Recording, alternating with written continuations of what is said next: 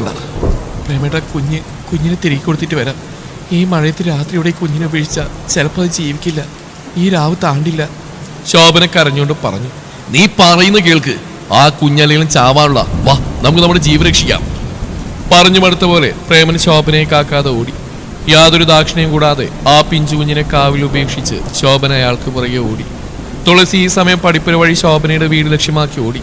അവരുടെ വീട്ടിലെത്തിയും തുളസി വാതിൽ മുട്ടി വിളിച്ചു. പ്രേമസാറേ, ശോഭനെ വാതിലോർക്ക്. എന്നാൽ അകത്ത് പതുങ്ങിയിരുന്ന പ്രേമനും ശോഭനയും വാതിൽ തുറന്നില്ല.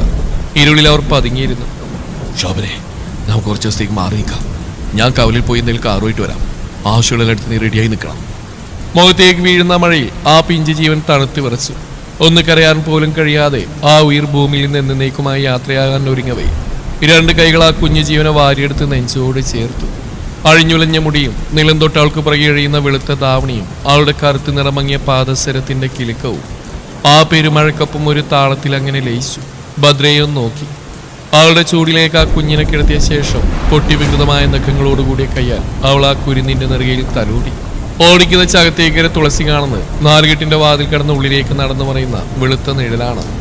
ആ അമ്പരപ്പിൽ ഭദ്രയുടെ അടുത്തേക്ക് തുളസി ഓടിച്ചെന്നും കാണുന്നത് വെള്ളത്തിൽ കലക്കി കൊടുത്ത മരുന്നിന്റെ ബാക്കിയെന്നോണം ബോധം മറിഞ്ഞിടക്കുന്ന ഭദ്രക്കടുത്തായി കിടക്കുന്ന കുഞ്ഞിനെയാണ്. ഒരു പൊട്ടിക്കരച്ചിലോടെ തുളസി ആ കുഞ്ഞിനെ വാരിയെടുത്ത് മാറോടണച്ചു. എന്റെ പൊന്നെ, മാപ്പ്, എനിക്ക് തെറ്റുപറ്റി. എനിക്ക് മാപ്പ് തന്നെ തമ്പുരാനെ. നീ, അയ്യോ, ഞാൻ ഈ പാപങ്ങളൊക്കെ എവിടെ കഴുകി കളയേണ്ട ദൈവങ്ങളെ.